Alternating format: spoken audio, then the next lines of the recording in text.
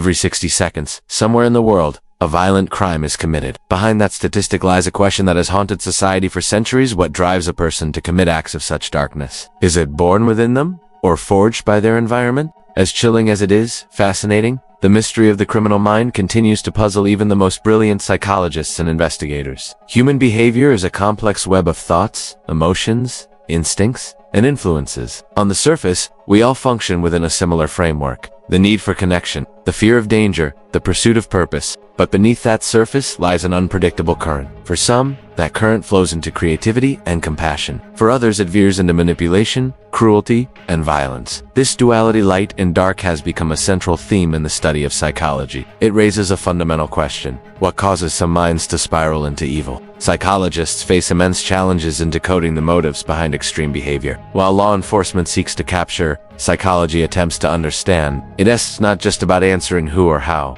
It's about understanding the why. The difficulty lies in the layers. A killer may have endured a brutal childhood, but so have many others who lead peaceful lives. A criminal might suffer from a brain disorder, yet so do thousands who never harm a soul. The human mind doesn't give up its secrets idly. In dark minds, they hide the deepest ones. Dr. Adrian Raine was among the first researchers to take a literal look inside the criminal brain. Using PET scans, he discovered something striking.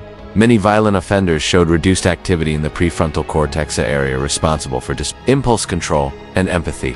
In a way, their internal moral compass was dimmed. But brain scans weren't enough. More patterns needed to be found. In the 1960s, a controversial theory emerged: the McDonald triad. It proposed that 3 childhood behaviors: cruelty to animals, fire setting, and persistent bedwetting, could indicate a future tendency toward violent behavior. Though modern psychology has criticized the theory for its simplicity, researchers found that these behaviors often coincided with unstable home environments and unresolved trauma. They weren't predictors, but they were red flag signposts of deeper wounds beneath the surface. Aileen Wuornos was one such case that forced experts to rethink their assumptions. Abandoned as a child, subjected to repeated abuse, and pushed to the margins of society, Wuornos eventually committed a string of murders that shocked the nation.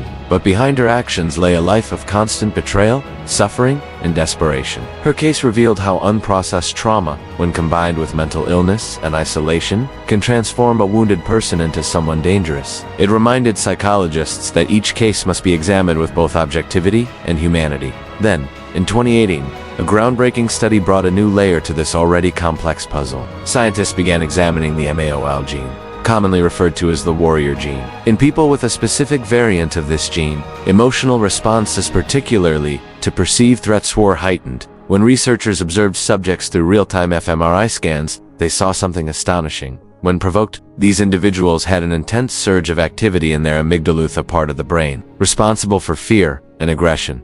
Meanwhile, the rational areas of the brain lagged behind. It was as if their bodies were primed to fight before their minds could reason.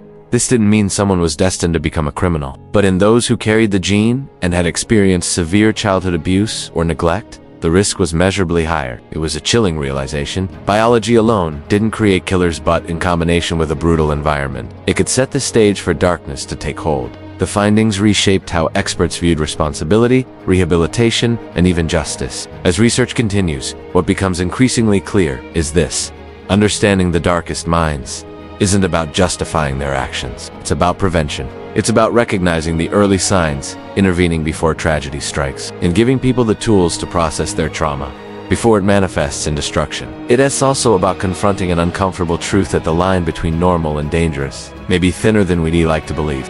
In the end, psychology doesn't offer neat answers. It offers deeper questions and broader understanding. And that might be the most powerful tool of all. Because when we understand what drives darkness, we can better protect the light. So what do you think? Are dark minds born or made? Let us know your thoughts in the comments below.